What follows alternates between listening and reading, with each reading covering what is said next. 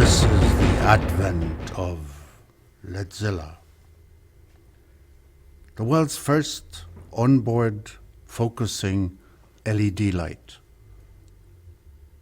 Strange shape, works with a single, very, very powerful LED, and I believe this is the world's first focusable and fully smoothly dimmable single LED light, and this is where you focus it.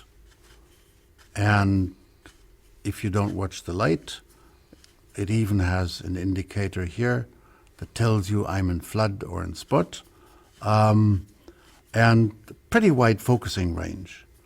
So sometimes we've said it focuses like a Dedolight, and it's true because it has the Dedolight double aspheric optics in there, 2 lenses.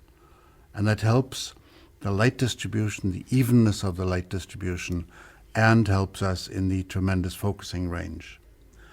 Having a single LED also gives us the advantage that we can play with the barn door. On a multi-LED light, and even many of the onboard lights have multi-LEDs, you can't get a clean barn door shadow. So some of them you see barn doors, but they're pretty useless. This one is useful. It gives a very distinct barn door edge. But sometimes when you look into an LED, it appears still quite aggressive. The lenses spread it a little bit, giving you a smoother light distribution. But then we also have the wide angle diffuser that you can fold up, and that makes it just a little easier to look at, and it spreads the angle. And now if you use the barn door, you achieve a very graduated light and shadow transition. And sometimes that's good, and this gives you the choice of doing both.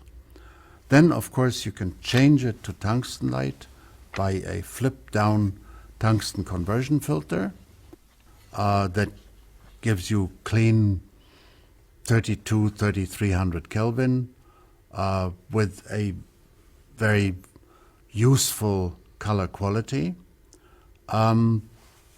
Here we see it powered by a tiny little battery that may run it for an hour. There are bigger versions of the mini DV batteries, and when you use those and run it on full, then you may have to change every 5.5 hours. But you have options.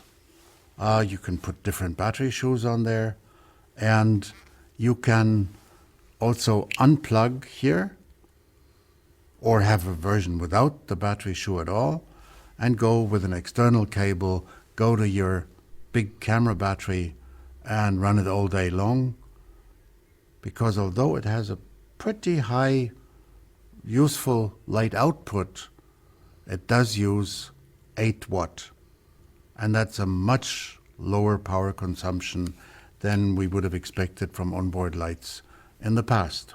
You can fold in the 2 filters, close the barn doors, and then here's a little yellow button that allows us, if we want to take the whole front part off the light. And people say, I know what that's for. That's for changing the LED.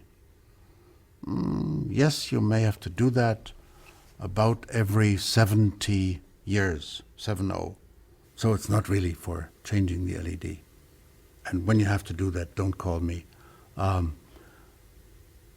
reason why we want to take the front part off is because we are developing, we have prototypes, and sometime soon we'll be in production with some other front-end accessories, like shooting at night in the Mongol tent, and you're looking out of the entrance and you see the campfire. And with our beautiful cameras these days, you can do that. Then we stick like a Chinese lantern on here, hang it up, keep it out of the shot, and it will give us some very gentle, general light. Or we take that off and put on a softbox about this size which will make it easier, gentler, more pleasant to light faces. And the third one is a soft tube that may come in very handy for lighting car interiors at night. And then you want to play with it further. You can cover part of it and direct the light. And you can even change the color on it because it has a filter slot. And you can put a little gel filter in there.